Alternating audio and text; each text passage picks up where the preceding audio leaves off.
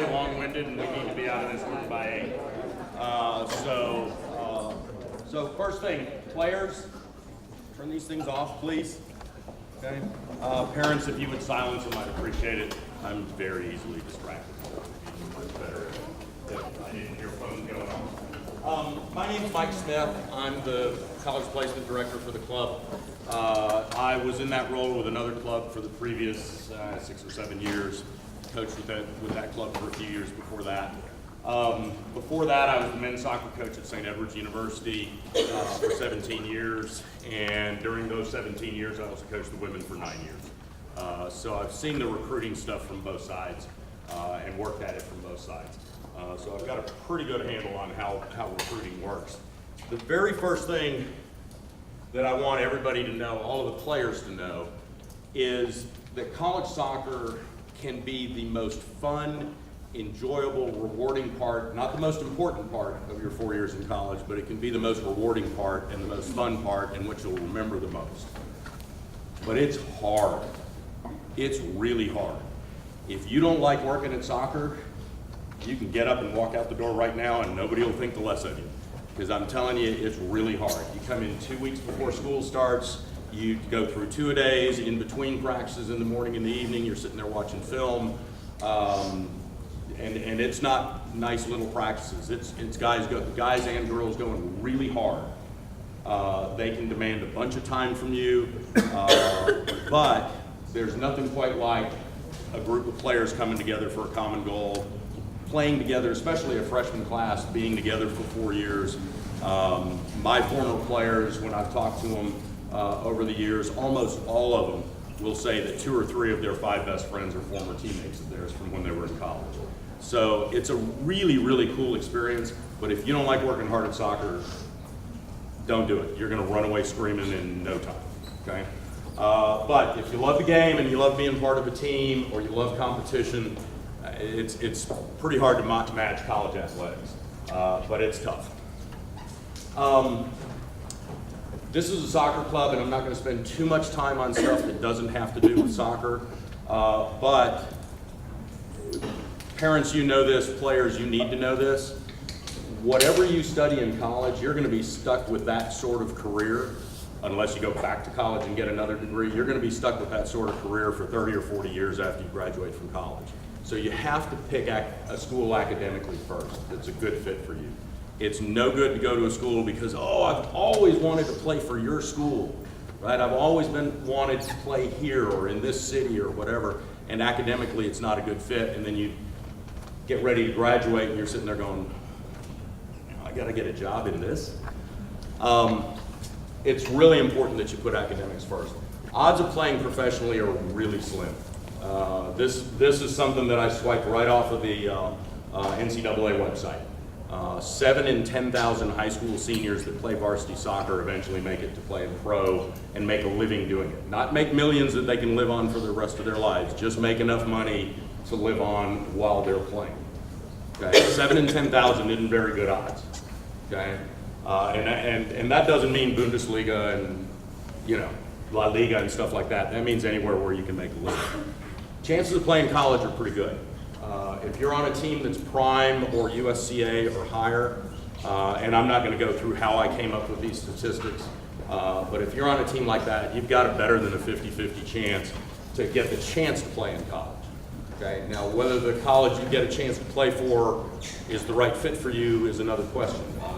Good example of that, kid that I coached at LASA several years ago, Roger Kane, really good student, really good kid, very good soccer player. He was being heavily recruited by Division II and Division III schools all over the country.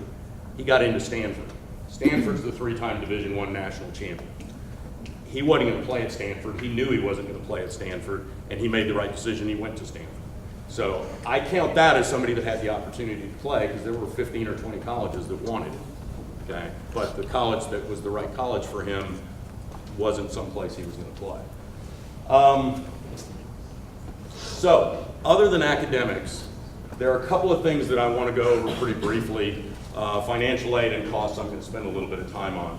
Other than academics and soccer, these are the 5 things that I think most people are going to do. Okay?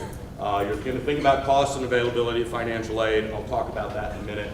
You're going to think about public versus private. A lot of that is costs. Some of that, depending on the school, is the size of the school. Religious affiliation and the emphasis on religious matters. I'm going to give you 2 examples, and I'm not saying that one is better than the other or that either of these examples is good or bad. I coached at St. Edward's University for 17 years. It's a Catholic institution, but if you're not Catholic, it doesn't matter. If you want it to be a Catholic institution, if you want to be involved with campus ministry, if you want to take religious studies courses, St. Ed's has that. But they don't make you do that. You don't have to be Catholic. You don't have to think about Catholicism anytime during those 4 years. Mary Hardin Baylor in Belton is a Baptist institution, and they mean it. They really, and there's nothing wrong with that, okay? I'm not saying one's good and one's bad. Okay? But if matters of faith are not important to you, or you're not at least willing to buy into them, don't go to a school like Mary Hardin Baylor. It's a bad fit. Every coach at a school like Mary Hardin Baylor is going to ask you questions to find out if you're the right sort of person for that university. Okay? The coach at St. Ed's may never bring it up because he doesn't really think about it being a Catholic school. He's the soccer coach. Okay? But it's not hard to find out. Make sure you find out because it's a bad fit if you go to the wrong one. Size of the school, I went to all big schools when I was in college, and my first semester as a freshman, I walked into a lecture hall with 500 other kids, and the professor walks in and he goes, my name's, in a real nasal tone that I can't imitate, but it was annoying. In a really nasal tone, he goes, my name is Dr. Watson. Of the 500 of you in this class, half will fail. Of those that, or half will drop. Of those that remain, half will fail. Read chapters 1 and 2 by Wednesday, and he walked out the door. And I had gone to a Catholic school in San Antonio, and I was just like, I want my mommy. You know, what did I just get myself into here? And I was too dumb to know that you could drop a class, and I was also too dumb to know that they had stuck me in the pre-med section, which is not where I belonged. I was a math major. And it's like, you know, it was a bad situation. The professor didn't have any office hours for undergraduates. He had graduate assistants to deal with his undergraduates because his job was research and to teach a class 3 times a week. At a place like St. Ed's or Mary Hardin Baylor or other smaller schools, the professors are hired to teach undergraduates. And they do a little bit of research too. So it's a totally different environment. Now in an athletic setting at a big school, okay, those sorts of situations, they have tutors for their athletes.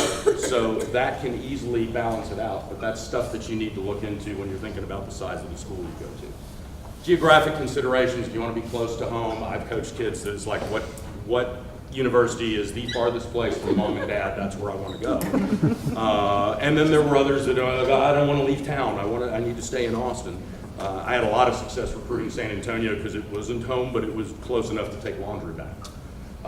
So, you know, how far from home do you want to be? Do you want your family and friends to come see you play all the time?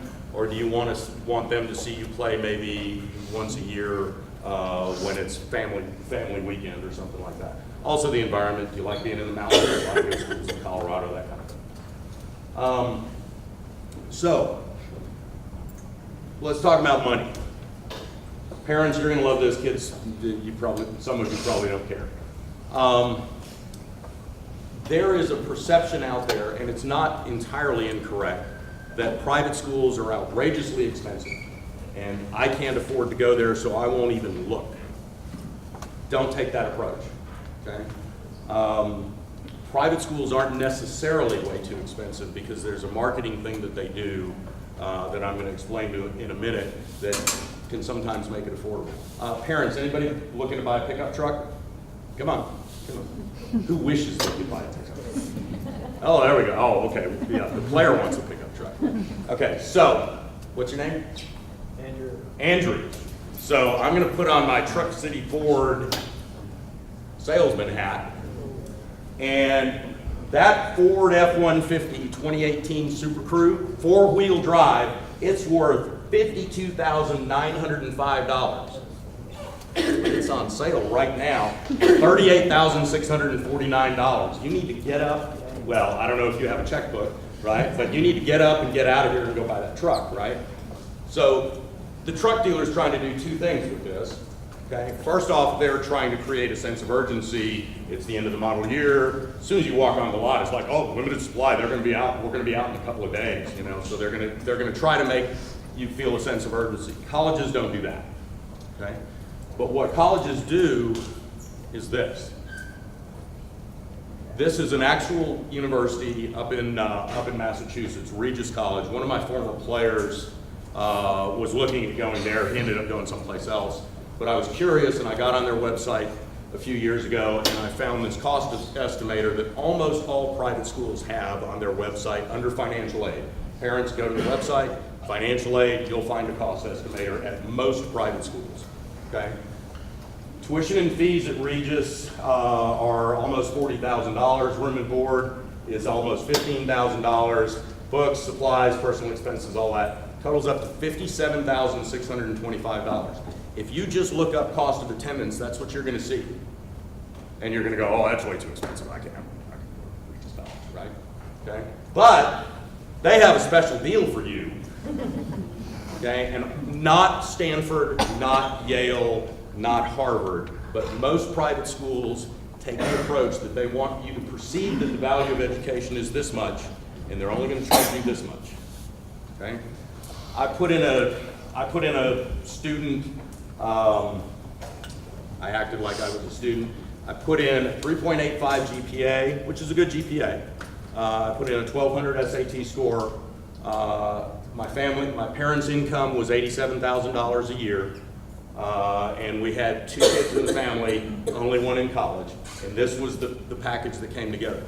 These 3 items, the $2,900 need grant, the Pell Grant, and the SEOG grant, are the only ones that are based on need. The rest of it is based on grades and based on living on campus. So that brings the cost of the education at Regis down to $27,000, which is about $4,000 more than Texas State. Okay, not that $4,000 doesn't matter, but if you look at that $57,000, it'll scare the heck out of you. Don't eliminate private schools from your list because your family doesn't make a lot of money, because honestly, those can end up being less expensive. I had a former player of mine, went to Lincoln Memorial University in Tennessee. We went out to a showcase in North Carolina. The coach saw him, he liked him, he had good grades. He showed a ton of need, and it cost that kid $3,000 a year to go to college. He graduated this past summer with debt of $12,000, and he never had to write a check for anything. Now he's gonna have to write a check to pay off that $12,000 debt, but that's a pretty cheap college education. He made good grades. Okay, all of you that are freshmen, sophomores, juniors, he made good grades. Okay, he got a big scholarship because he made good grades. Okay, and he got some other help because he showed some need. So don't scratch private schools off your list just because you think they cost too much. All right, so the rest of what I'm going to talk about is going to be soccer, or soccer related, getting recruited and so on. So what do you need to know about a soccer program to evaluate whether it's the right program for you? Obviously, the first thing you're going to want to look at is what level do they play.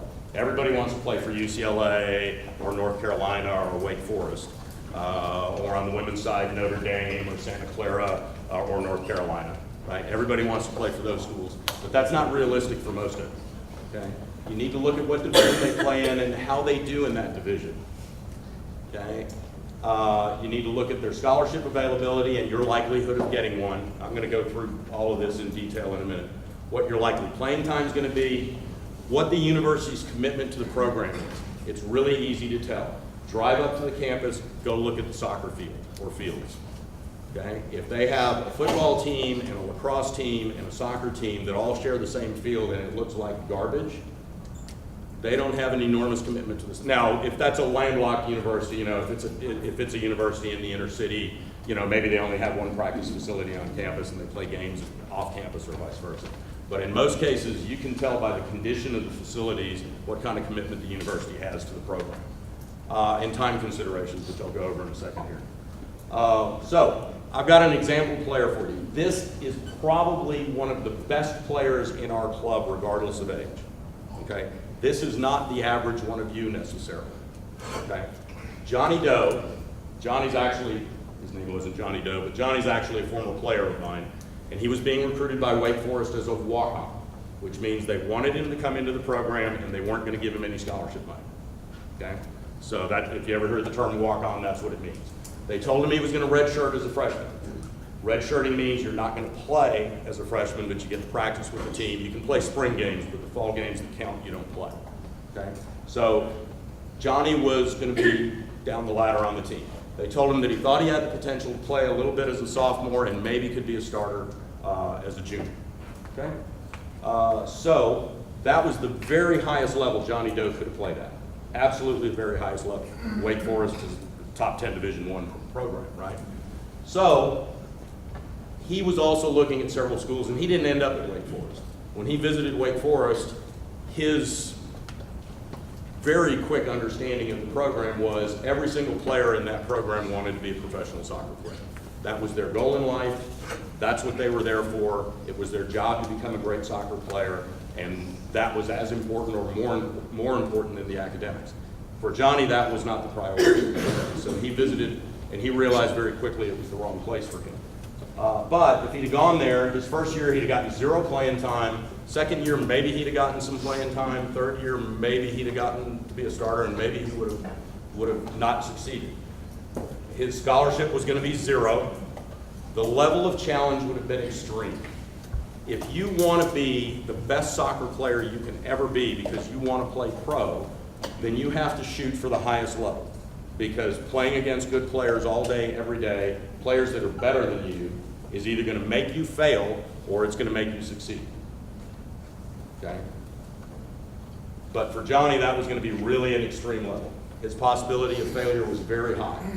I used to try to recruit about 5 project players a year at St. Ed's. And without fail, I knew what was going to happen before him. One of them was going to fail. He was going to quit after his freshman season, realizing he either didn't want to work that hard or he wasn't going to be good enough. Another one might fight through it till he was a sophomore, and then he'd give up at the end of his sophomore season. On the high end, one of them eventually would probably be a starter for us, which is why I brought in project players. I didn't bring them in just to have 5 guys roaming around. Okay? I brought them in because I wanted one of those 5 guys to turn into a player that mattered for us for wins and losses. So one would be a starter. Another one would probably be a kid that would play a good bit. Not as a freshman, but junior year, maybe he's playing 20 or 30 minutes. And then the guy in the middle, you never know. I didn't know if I was going to have 3 successes or 3 failures. But it was very predictable. Okay, so there's always a possibility of failure. If the top team you can play on is up here, they're not going to give you any scholarship money. They're not. If the absolute best program, you can barely make the team, why would they give you any money? There are 100 kids that want to take that spot, right? You're going to go in as a walk-on. If you take a step down or 2 steps down and you go play for a mid-level Division I or a top Division II, which is a pretty similar level of play, right? You're going to get a little bit of playing time as a freshman maybe.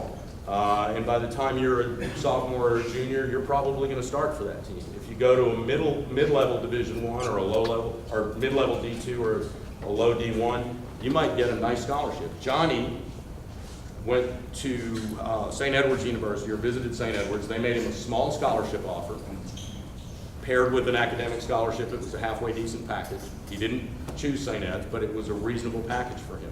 He looked at Colorado School of Mines, which at the time was a little bit lower level program. They offered him half scholarship athletic, plus whatever academic he could happen to get.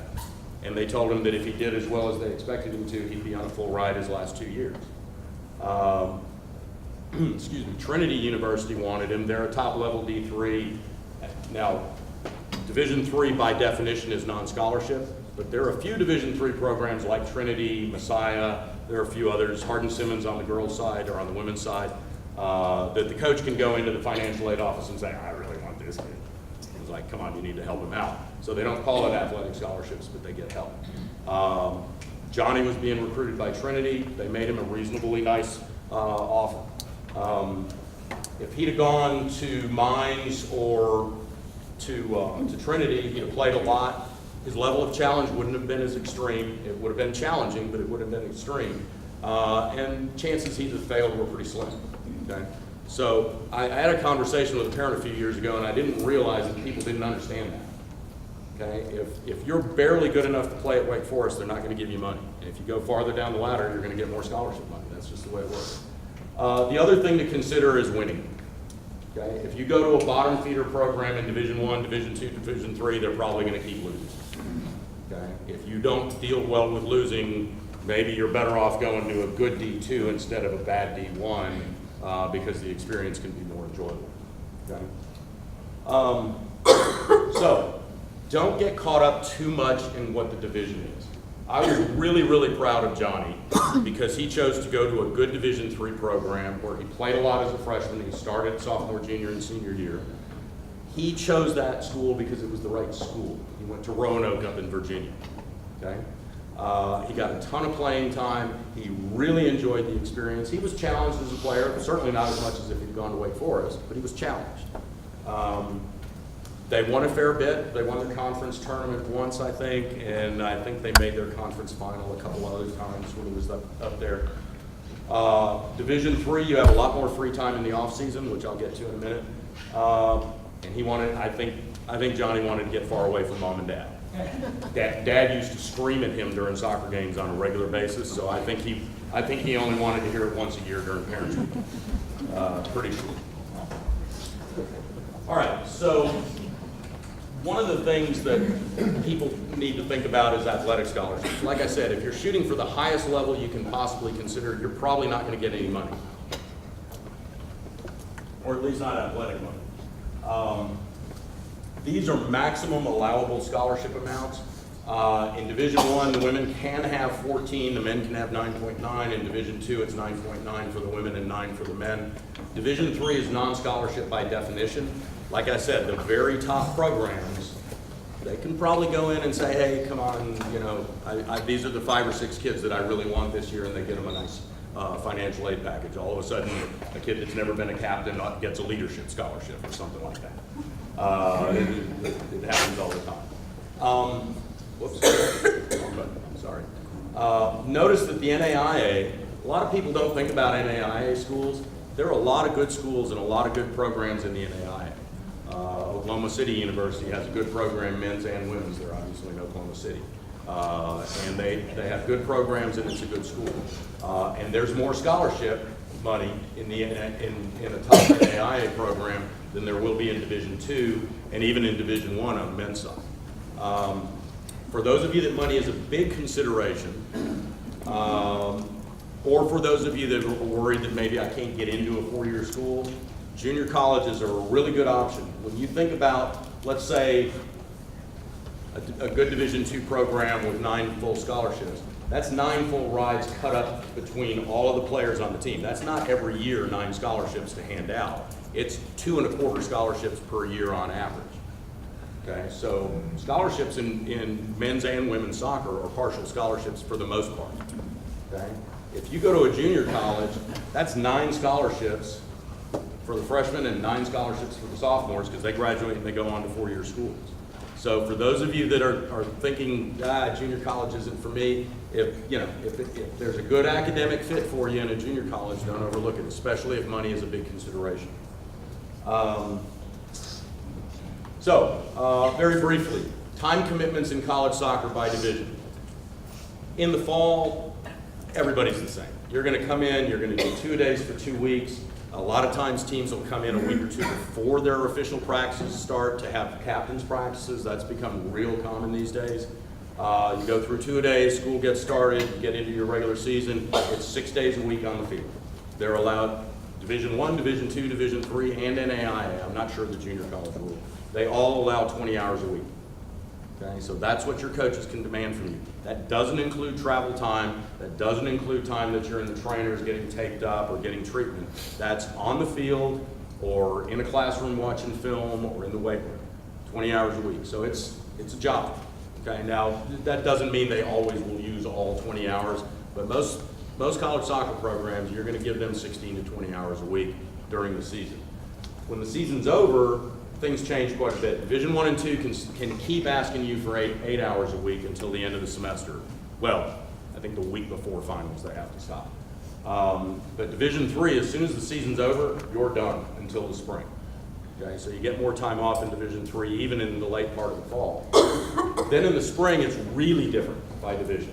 Now, NAIA is more like Division I and II. They can demand more time. But in Division I, it's 20 hours a week up until the middle of April. So it's just like the fall season. They can demand a ton of time from you. Now, there's less travel involved. You're only allowed 5 game dates in Division I and Division II. So you're not going to travel as much, and usually they're not going to spend a bunch of budget money traveling across the country to play a spring game that doesn't count. In Division II, it's 8 hours a week, but then during a 6-week period, they're going to go 4 days a week for practices and games on weekends. That's pretty typical. In Division III, they can only demand 15 days from you plus 1 game day. So if you want a lot of time off in the spring, now if you're a serious soccer player, you're still going to stay fit, you're still going to kick around from time to time. But there's more time off in Division III.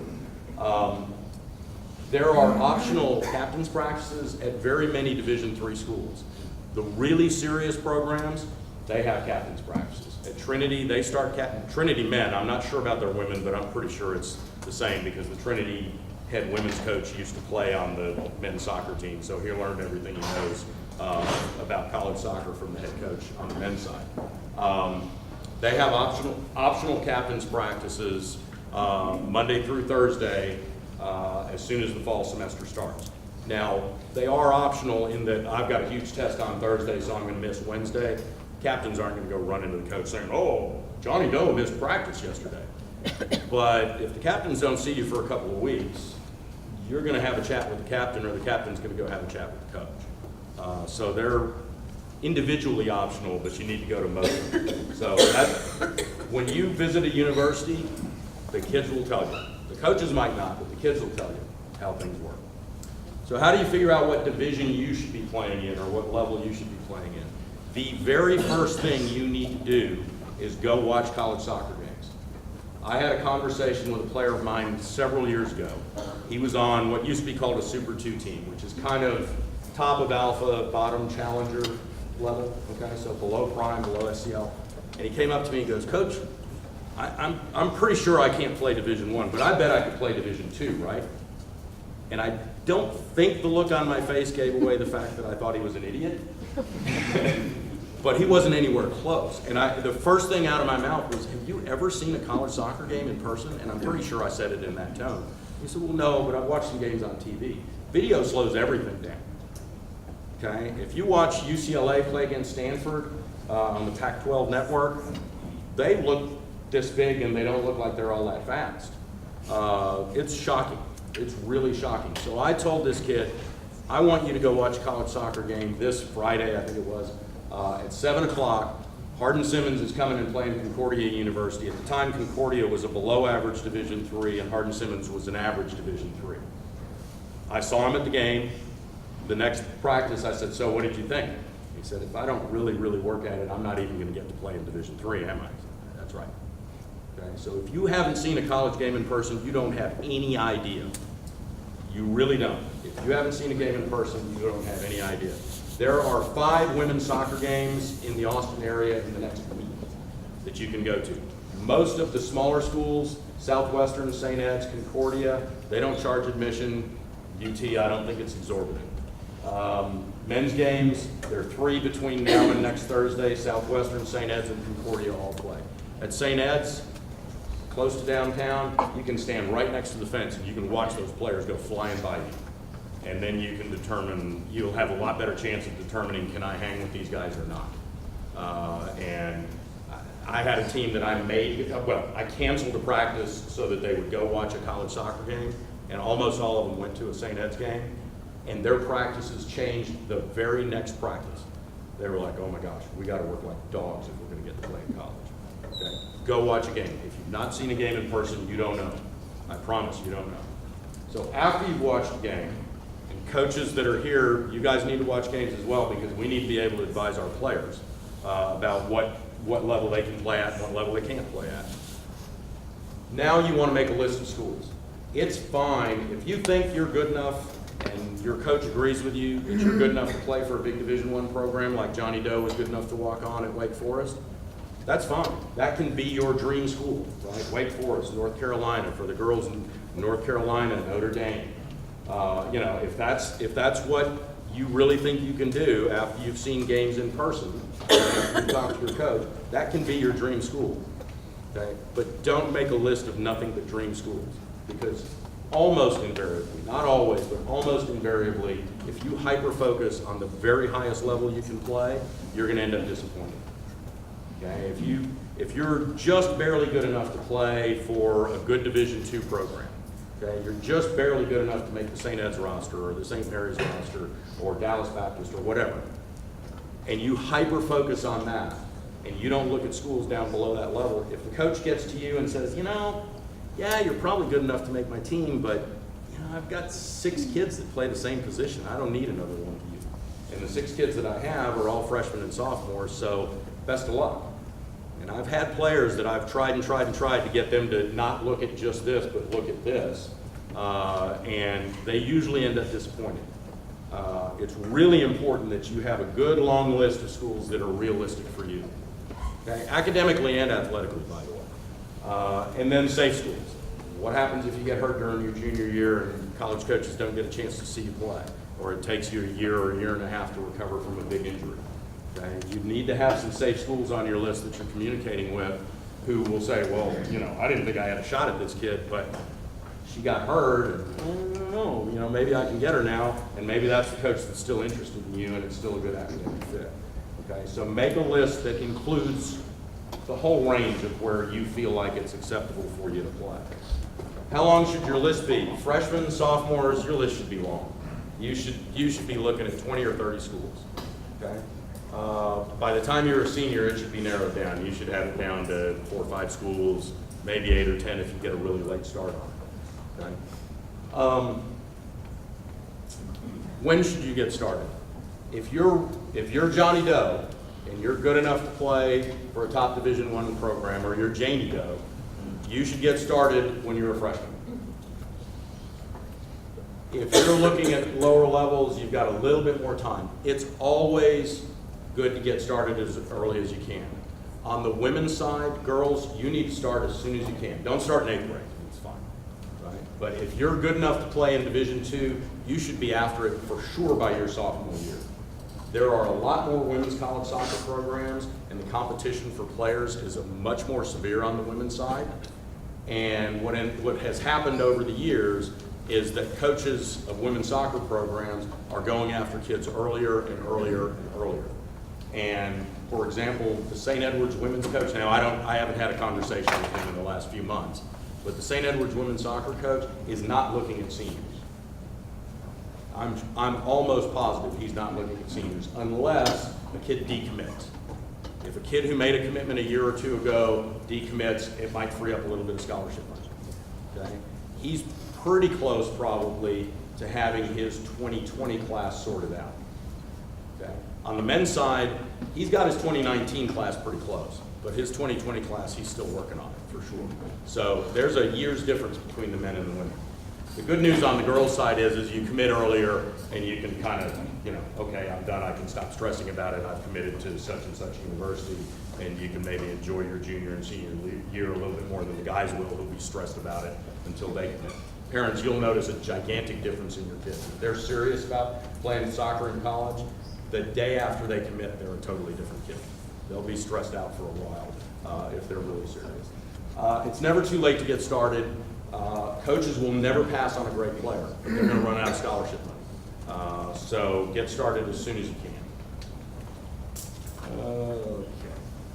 So, quick thing on rules. I don't want to spend too much time on this, but I want everybody to be aware. If you're a freshman or a sophomore, Division I, and parents, the rules apply to you as well. If you're a freshman or a sophomore, college coaches can't call you back, they can't reply to your emails.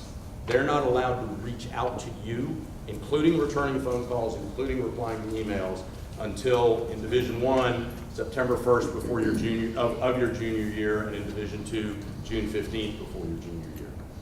Okay? You can talk to them. Lots of times if, I don't know, let's say I was Zach's coach and I decided, yeah, you can probably play Division II. What, are you a sophomore or junior? Sophomore. Good. Okay, because if you were a junior, it would be a moot point. Right. So Zach is interested, let's say Zach's interested in St. Mary's University in San Antonio, which is a Division II. And he's tried to call the coach a couple of times, and he knows that the coach can't call him back. He can come to me, or he can go to Coach Connor and say, Coach, I've really been trying to get a hold of the St. Mary's coach, and I know he can't call me back, so I don't want to leave a message and say, hey, call me back, because if he calls me back, it's an NCAA rules violation, they got to write it up, and it's a real pain, right? So what do? Connor can pick up the phone and call the St. Mary's coach and say, hey, what's a good time for Zach to call you? Oh, well, 6:30 on Tuesday would be a good time. Okay, I'll have him call you 6:30 on Tuesday. And then at 6:30 Tuesday precisely, you dial the phone, he picks it up, and you can talk. Okay? If he doesn't answer, call back, because somebody maybe called him and he's on the phone. Right? But don't, if you're a freshman or a sophomore, don't leave a message for a coach saying, hey coach, give me a call back, please, I'm so-and-so and I'm interested. Hey, how are you? I got your call, I hear you play for FC Westlake, blah, blah, blah. Yeah, what class are you? I'm a freshman. Okay, so don't make them break rules.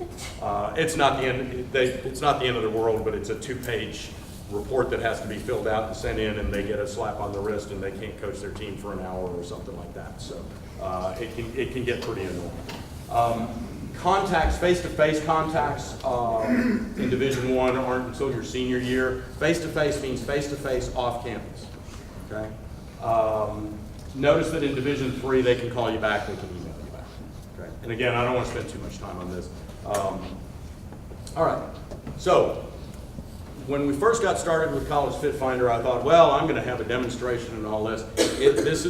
We're using College Fit Finder. It's a web-based recruiting platform that we use so that you can put together a profile.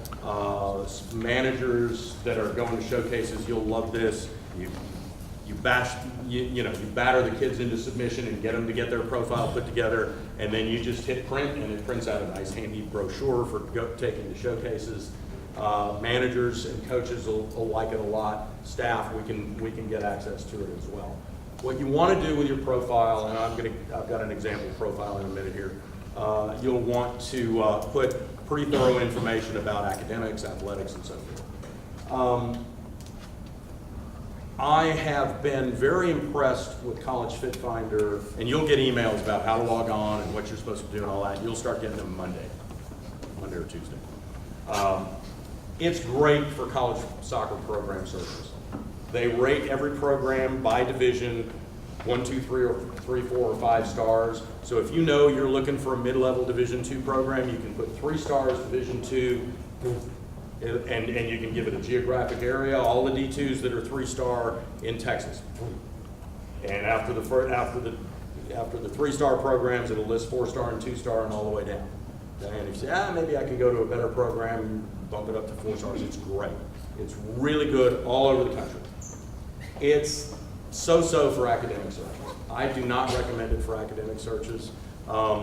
Eddie, you spent some time on it. You said you liked the search of it. I should have asked you this before we talked. Were you doing academic searches or just soccer searches? Just soccer searches. Okay, good. What I found is there's so much information in these sorts of websites that a lot of times they're not up to date or they're not complete. If you go to College Fit Finder and you say, I want to be an engineer in Texas, St. Mary's University doesn't show. In Division II, St. Mary's University doesn't show up. It's got engineering. Okay? Now, I don't know how good, bad, or indifferent an engineering program it has, but it doesn't show up. And I do know that they have engineering. So don't use it for academic searches, but use it.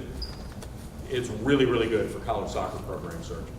And it's very thorough. There is a lot of turnover in the coaching business, especially assistant coaches. So before you use the contact information on College Fit Finder to contact coaches, go to the school's website and make sure it's right. and I'll give you an example. This summer, a guy that I know that I coached against for years, Doug Elder, who was at Midwestern State University, he retired in late July. I got on College Fit Finder, searched for some stuff, went to Midwestern, and they still had him as the head coach. So it's usually, and I found some stuff that was maybe a year old that wasn't up to date. So always check on the university's website to make sure that email addresses are correct. I'll start sending out emails on Monday or Tuesday, how to log on, what you should do. The program is super simple. Although apparently you can get locked out somehow. We'll work on that. But anyway, I found it to be a very good program for soccer. So when you get logged on, that's Johnny Doe, by the way. He's all right. So you'll enter a bunch of information. There's one, other than your name and your email address, there's one piece of information that's already on there, and that's your graduation year. That is the single most important thing that college coaches need to know, is what year you graduate. Can I call this kid back, or can I email this kid back? If you send them a profile with the wrong graduation year, they don't know if they're recruiting you for next year or the following year or the year after that. That's the most important thing. So the first time you log in, make sure your graduation year is correct. Beyond that, it's pretty obvious and stuff, GPA, height, weight, positions, athletic information, references, academic information, athletic honors and accomplishments. Don't go back to kindergarten. College coaches don't care. I promise they don't care what you did 10 years ago.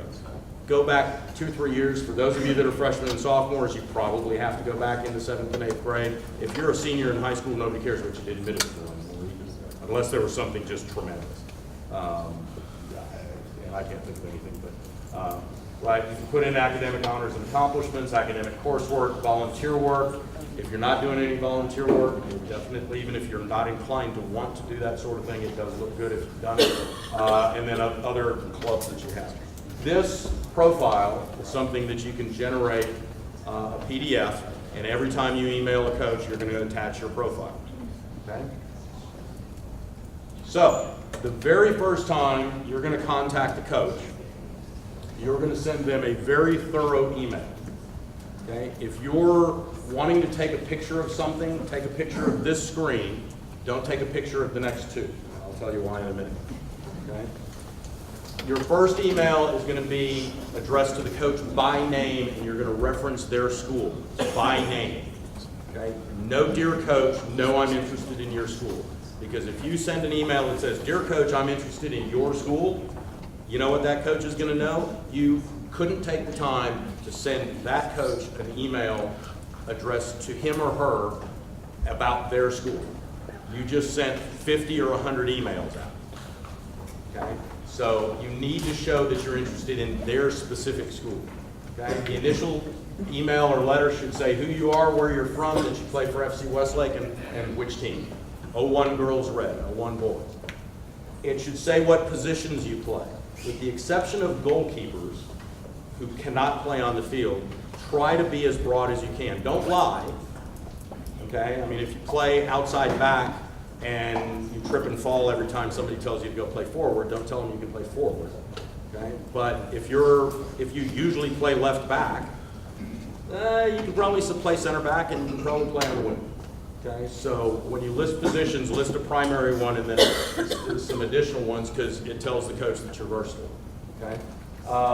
Tell them that you're specifically interested in their school. It should say something about their specific program. Let them know what your upcoming schedule is. A coach from Colorado is not going to come down here and watch you play a league game, okay? But they go to a lot of showcases. Area schools will go watch you play. If you're looking at Concordia University, which is a pretty good Division III program here in town, they'll come watch you play. If you're playing at Northeast Metro or Round Rock, they'll come watch you play, especially Southwestern, it's right down the street. So always attach your schedule, and then at the end of the email, you thank them for their time and ask them what you can do so that they can come watch you play. Okay? Now, do not take a picture of the next two screens, please. When I was at St. Ed's, there's still a company called the Sports Source, and long time ago, before the internet, they published a book. And in the book was a sample letter you should send coaches. And I can't tell you how many times I got the exact same letter from 100 different kids. Dear coach, I'm I mean, you could look at it in the paragraph. As soon as I opened it up, I'm like, oh, it's a support source letter. This kid is too stupid to figure out how to write a letter for him or herself. No, honestly, that's what coaches are going to say. If you can't write a letter yourself, you probably shouldn't be playing at my school because you're going to flunk out and I'm not going to be able to count on you to be there your sophomore, junior, and senior year. You have to write your own letter. So if you haven't taken a picture, I'll come back to this at the end. But do not take a picture of these next things because I don't want an FC Westlake letter. Hey, Mike, I got the 17th letter from one of your kids. It's the same thing from all of them. Okay, so no more pictures for 2 screens. Okay, so this is Coach Mulholland is the head coach at Colorado School of Mines. Dear Coach Mulholland, my name is John Doe. I'm a junior at Albatross High School in Austin, Texas. I'm a member of the FC Westlake 01 boys team. Our team plays in the State Classic League, yada, yada, yada. I play mostly as an outside midfielder, but can also play outside back. For my high school, I play center midfield. I'm versatile. I can play a lot of positions. Okay? I'm a very good student. I have a 5.0 GPA and taking a number of advanced placement courses.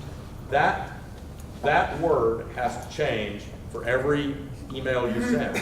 That whole paragraph can go into every single one. This next paragraph is very specific to Colorado School of Mines.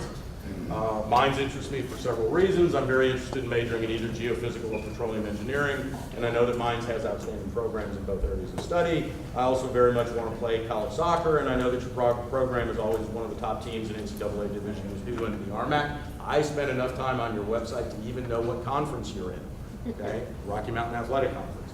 I visited Colorado a couple times with my family and love the area as well. Right? So this paragraph is different for every school. Okay? This one you can do the same way.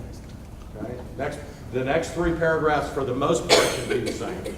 I've had the opportunity to see some Division II teams in the area. My coach is Mike Smith, and he's formerly from St. Ed's.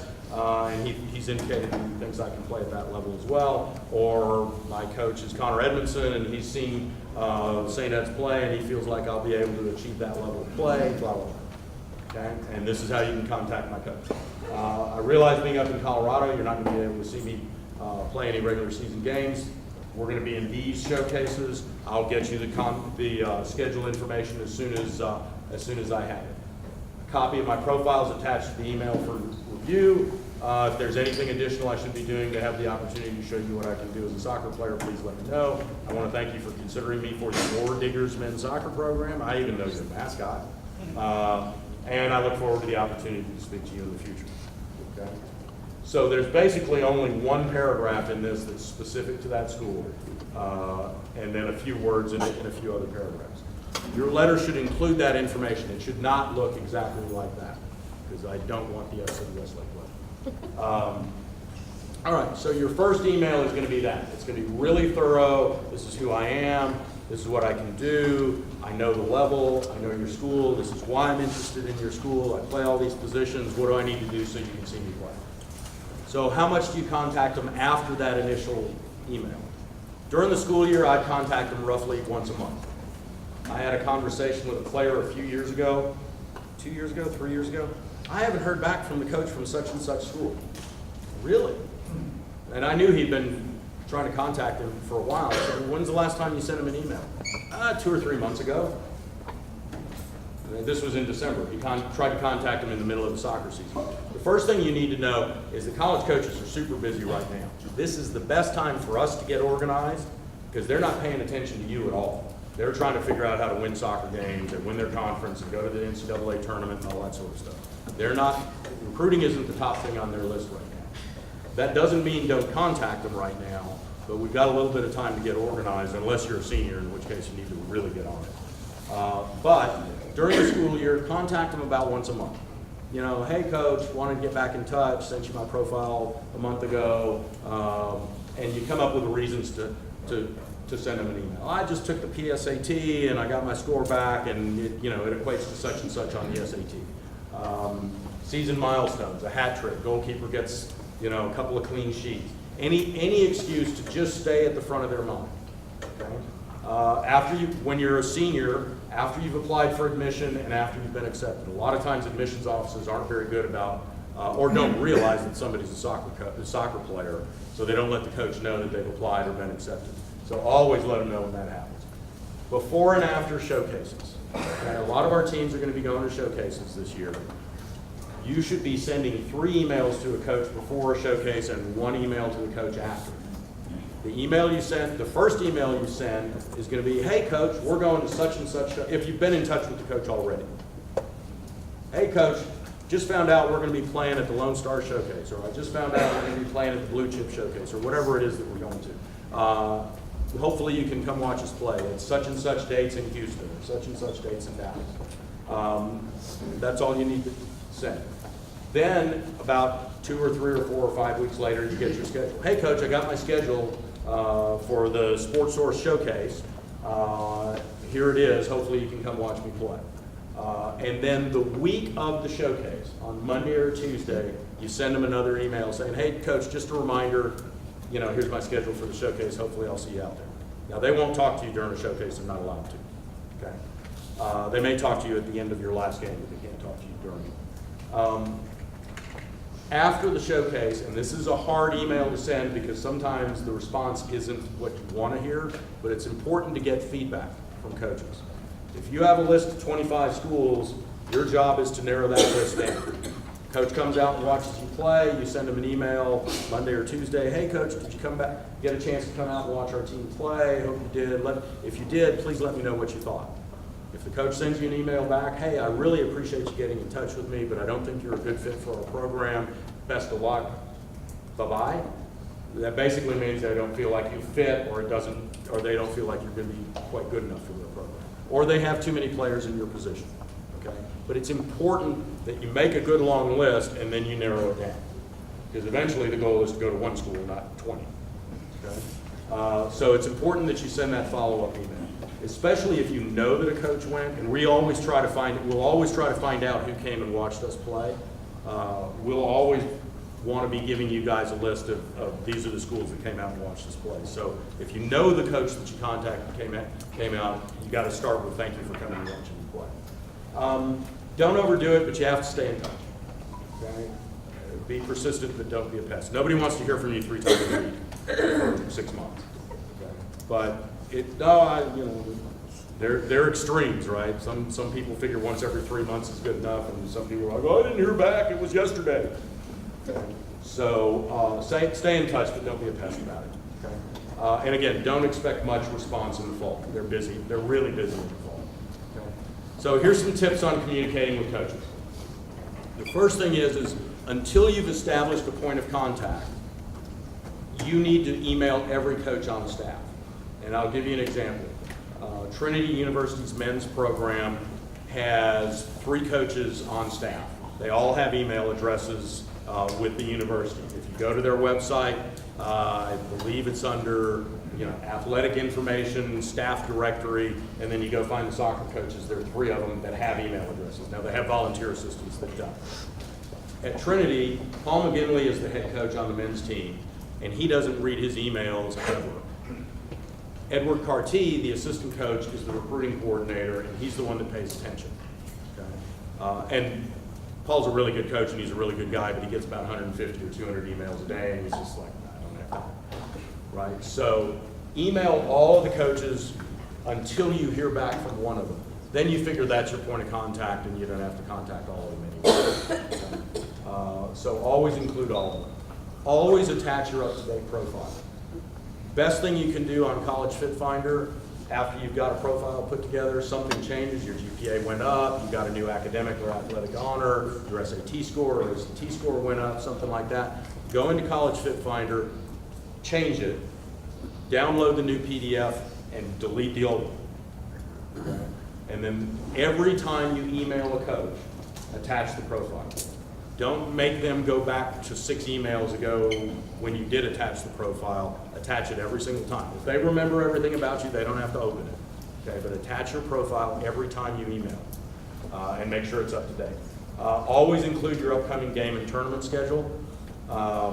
It can be just part of the email, or like I said before, if it's really long, you can just attach it as a PDF. And whenever you can, show interest in their program. Okay. Hey, Coach, I've got a chance to watch your game last Tuesday. Nice win against St. Mary's. Or I watched the, I was watching the game on my computer, or I saw the second half. Or if you haven't done that, say, hey, I heard you guys beat so-and-so, nice win. Always make sure that you let them know that you're paying attention to their program. So ways to be seen by coaches. League games, like I said earlier, typically area schools will come out to watch you play. Nobody's coming from Colorado to watch one league game. Showcase tournaments if you market yourself, if you send your profile, if you send those emails, and if you tell them what your schedule is, and if you follow up, right, they'll come out and watch you play. I guarantee you, those of you on my 01 boys team, and this is a run-in bit, so some of y'all may have heard it before from my last one, but when we get off a plane in North Carolina, I guarantee you there is not going to be one soccer coach at the airport going, oh boy, Westlake's coming to town. They don't know anything about us. They don't care anything about us unless we contact them. Coaches don't just randomly show up to games and go, ooh, I like their blue jerseys. Let's watch them play. Right? They're going to come out and watch coaches watch players that are interested in their program. Okay? So make sure you market yourself. Unless, and I don't think we have one, Connor, correct me if I'm wrong, I don't think we have anybody that's being looked at by the national team right now. No, probably not. Okay? If you're on the national team or you're being looked at by the national team, the coaches know about you. Otherwise, they don't know who you are. You've got to market yourself. Tryouts are starting to become a thing of the past because combines and ID camps have kind of taken that over. ID camps have become a really big deal in Division I, at the top of Division II, and the top of Division III. In Division I, oftentimes, and this happened to a former player of mine who's playing up at SMU right now, he really wanted to go to SMU. He marketed himself. He did all the things he was supposed to do, and couldn't get the SMU coach to come out and watch him play. The SMU coach kept sending him emails saying, come to my summer camp or come to my ID camp. If I like what I see, then we'll go from there. So he went to their ID camp. The coach liked what he saw, and then he wanted to come see him play in a tournament or a showcase so that they could determine, well, how does he play with players that he knows? How does he move off the ball with players that he's familiar with? Things along those lines. What system or style is he comfortable with? So the coach did come to some of our games, but not until he saw him at an ID camp. That's big D1 programs. Mid-level D1s, D2s, D3s, they'll come watch you at a showcase, and if they like what they see, then they'll invite you to their ID camp. It's really important that you not fall for the email from the coach that gets the list of every single kid that played in the showcase and invites them to their ID camp, because these things make money. I know because I started these things. Stupid me. I somehow should have put I don't know how I could have patented them, but anyway. I was the NCAA compliance coordinator and the men's soccer coach, so I figured out how to get around the tryout rule, and now everybody's getting rich off me. Anyway, but I digress. The coaches will want to see as much as they can of you before they make a decision on you. The ID camps are really good. Summer camps are great if you can afford them, because you get to work with the coaching staff. And the other thing that's great about summer camps is you get to spend time with their players, because almost all of the coaches hire some of their players to work in the summer for them. When you go visit a school, guys, talk to the players. Get away from mom and dad, get away from the coach, and go have lunch with some of the players and say, hey, what's Coach Smith like? He's a jerk, man. You don't want to play for that guy. I was like, yeah, we're pretty good, but I don't like him. Right? Or, well, he's pretty good except this. Right? You'll find out what the program's like more by talking to players when you make a visit, or when you're there for a summer camp, than you ever will from the coach. The coach isn't going to lie to you, but their job is to recruit. It's a bit of a sales pitch. Okay? Video can be useful to pique a coach's interest. When you go to showcases, a lot of times they have video services. They'll charge $750 to videotape all three of your games at a showcase, and then the player, so everybody can chip in $50 and get it videotaped. And then if you want a highlight video, they'll charge individual players an extra $50 or $100 to make a highlight tape off of the videos from the 3 games. It's useful to get a coach to pay attention to you. Nobody's going to offer you a scholarship based on a video because they know you're not dumb enough to send them the worst things you ever did on a soccer video. You're going to send them the best things you did. Either that or if you send them all the worst stuff, maybe you're not smart enough to go to your school. So again, ID camps are really important at higher levels of Division I, II, and III. I always throw this in towards the end. It doesn't really fit anywhere else. Timing is so important when it comes to applying for admission and applying for financial aid.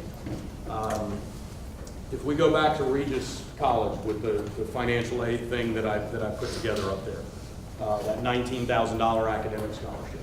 If you, let's say, and I don't know what their admissions deadline is, but if their priority deadline for admissions is December 1st of your senior year, and you apply on November 30th, and you have those grades and SAT scores, you'll get $19,000.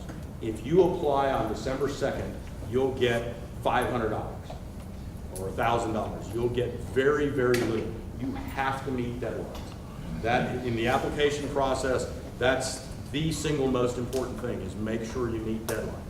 In the financial aid application process, for those of you that will be in a position to qualify, meeting deadlines is vitally important.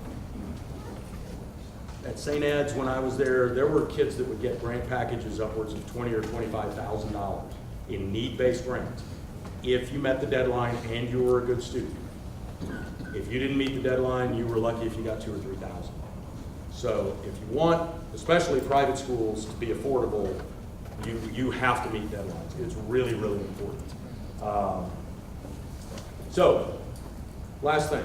Here's your to-do list for the players, and parents, you can babysit them through this or prod them through this or whatever. Oh, and by the way, and I didn't say this earlier, coaches don't want to hear from the parents. They want to hear from the players. Okay? It's okay for mom and dad to say, hey, Zach, have you emailed the coach from St. Ed's yet? Oh, no, I haven't. Do it. But don't do it for them. The coaches don't want to hear from you. They don't want to coach you. They don't want players that aren't going to take on the responsibility of getting in touch with coaches themselves. Okay? So all of the communication needs to come from the player. Now, if a coach calls and the parent answers the phone and they ask you some questions, that's great. Okay? But they need to hear from the players, not from the coaches. Okay? So sorry, I got off track. So here's your to-do list. If you haven't seen a few college soccer games in person, go watch a few games. You don't have a clue where you can play if you haven't done that. After you've done that, talk to your coach, think about what the right level of play for you might be. Then you'll log into College Fit Finder and you'll put your profile together, download the PDF. In the meantime, you can be making your list of schools. It's great to have dream schools, okay? It's great to shoot for playing, if you're Johnny Doe, for playing at Wake Forest. Maybe when you visit Wake Forest, it wasn't the best thing ever, right? So maybe those realistic schools are the best thing. Make sure that you make a wide range, a list that includes a wide range of programs.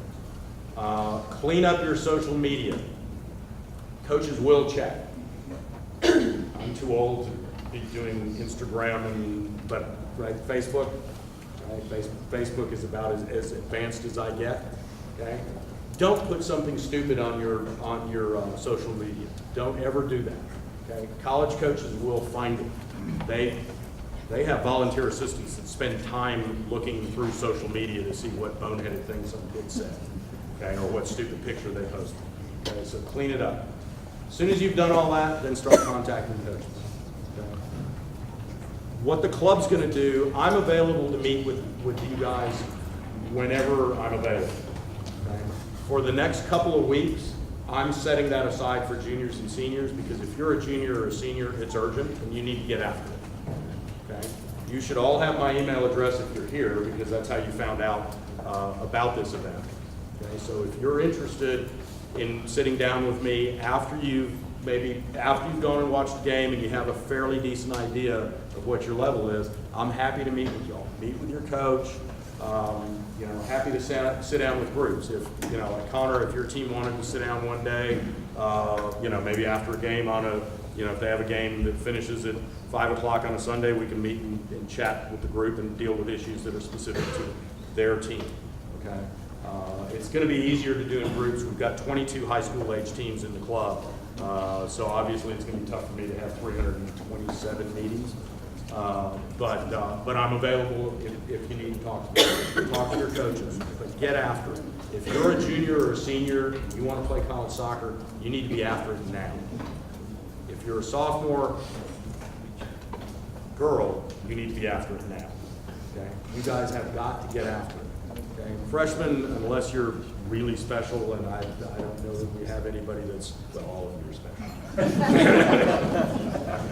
Unless you're a really special player, I think most of y'all can relax as a freshman. Okay? But girls when you're sophomores, boys when you're juniors, you need to be getting after it. It's never too late, okay? But get after it now. So, wow, I did that in an hour and 5 minutes. Does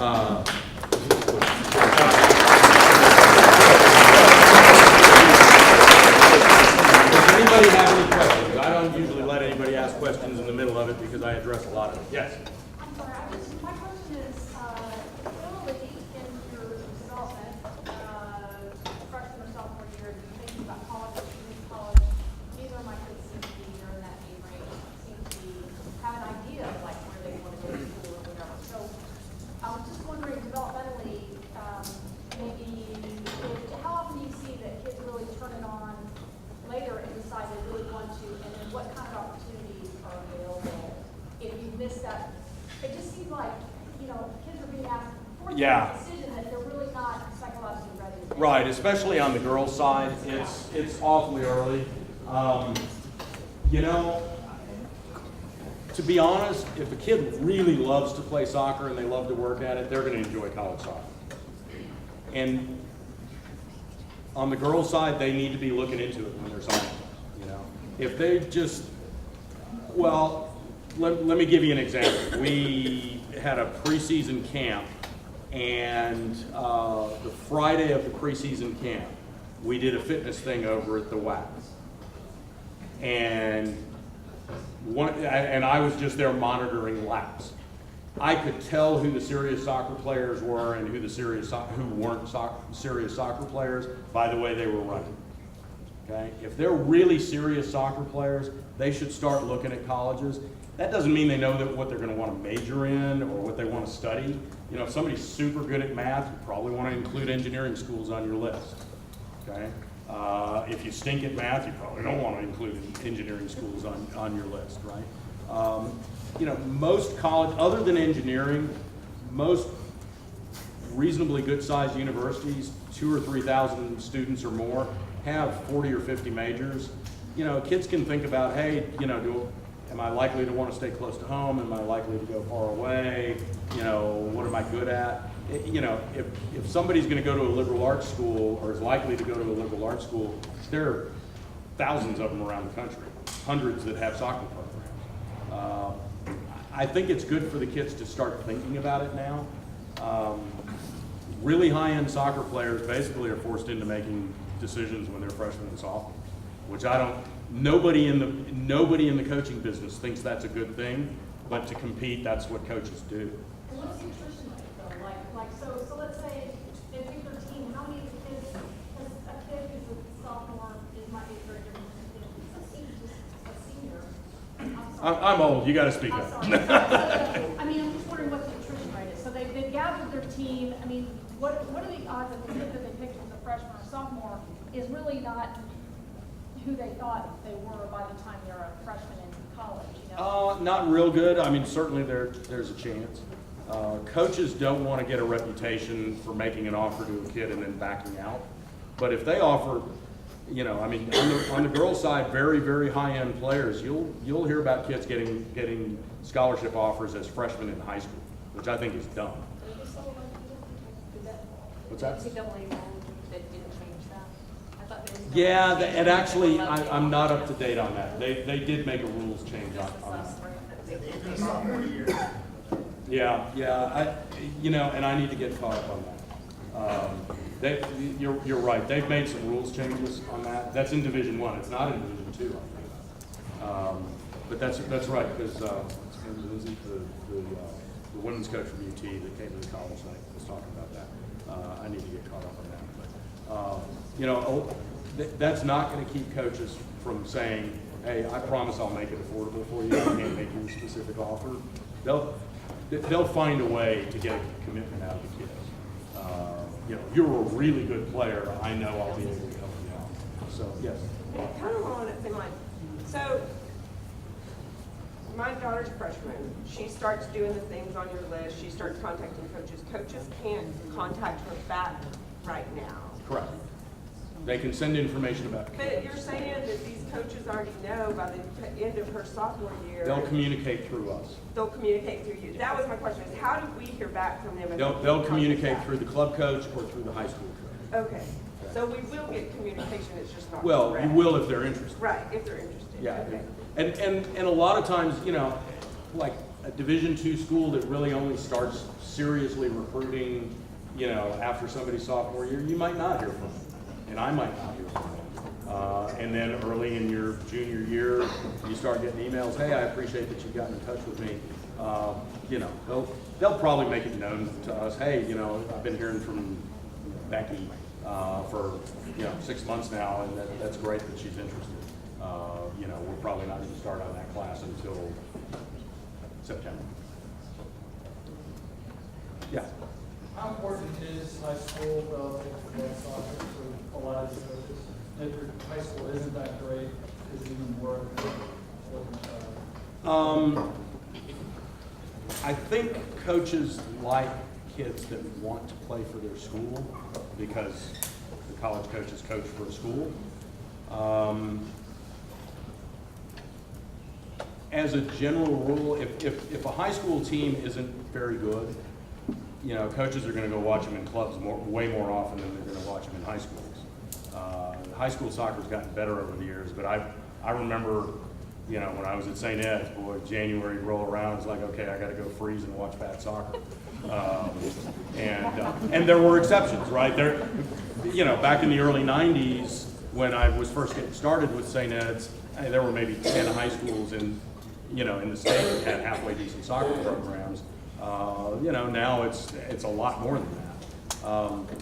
I mean, I think it's important for kids to play as long as they're getting a break somewhere, you know, in the summer or something, you know, they're getting some sort of a break emotionally, physically from it. I think it's good for them to play. And I mean, I think most kids like playing for their school. Is it vitally important if the high school team's really crummy? Probably not. I was trying to be as politically correct as I could. What's the best way to find out what a coach in a school, what their character is and what their coaching style is? Can't. Other than just talking to the players? Yeah, because every coach, when you go for a visit, you know, when you guys are juniors or seniors and you go for a visit on campus and you meet the coach is going to be nice.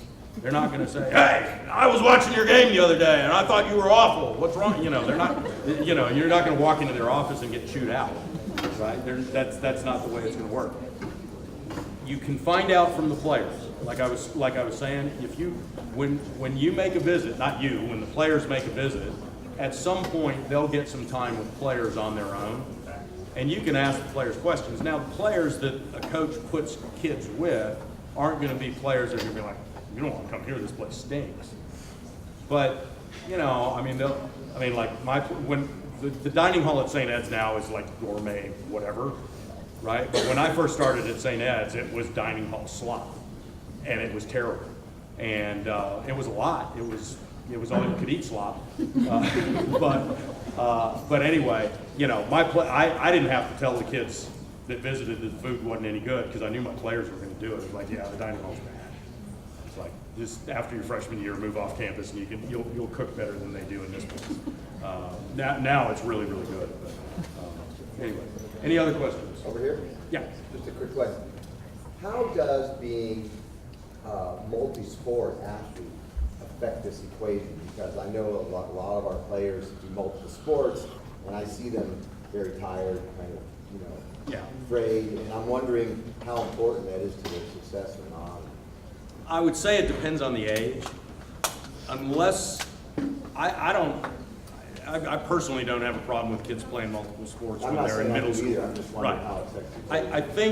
I think if you're really serious about being a college soccer player and you've determined that you're good enough to be a college soccer player, and you've also determined that you're probably not good enough to be a college player in your other sport, it's time to make a decision. I've coached kids in club that have gone on and done 2 sports, and they almost always quit one.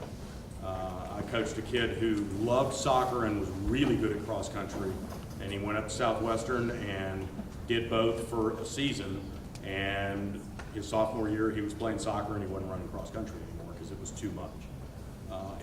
It's almost impossible. It's not impossible, but it's really difficult to do 2 sports in college. I mean, unless you're Bo Jackson or somebody like that, right? Which these guys don't know Bo Jackson. Well, I can't. You got good hair, you know who Bo Jackson is. Right, so I think if it's detrimental to your soccer, and soccer is the sport you're shooting for, I think it's time to pick soccer. If it's not detrimental to your soccer, or you don't want to play in college, I mean, some kids, you know, if they don't want to play in college, they go have fun. You know, if you want to play whatever in soccer, that's cool. I think most serious soccer players get to a point that they have to decide. And that's usually freshman, sophomore year. You know, the really extraordinary ones, you know, maybe they don't have to decide. But that's usually the time frame that kids have to make a decision. Any other questions? That's it? I have one more, kind of get started with nobody else. Go back to the video thing. Yeah. Is there a kind of critical mass of video that you should have in your portfolio? So to me, when I was coaching, and this is a personal opinion, when I was coaching, the question was content of a video that you're going to send a coach or that you're going to give a coach a link to. To me, the perfect video is 5 or 10 minutes of highlights and a 20 or 30 minute game clip. Okay, because I want to see how kids move off the ball, and usually a highlight video isn't going to have that, right? So, you know, the video off the ball, you know, zoomed out to where you can see as much of the field as possible. If you send me just a highlight video, you're not going to send me anything bad. You're not going to send me any mistakes. You're going to edit everything that's even remotely bad out. So, so I wouldn't go with entirely highlights. I would include a little bit of film, but they know you're going to put your best game on there too. It's not like you're going to say, well, I was really bad in that game. I want to make sure the coaches are aware. But yeah, that's kind of the perfect mix to me. 5 or 10 minutes of highlights and maybe 30 minutes of game. Anybody else? No, you're done then. No. We're running out of time. All right, thanks everybody. We'll see you out on the field. Get out there and run.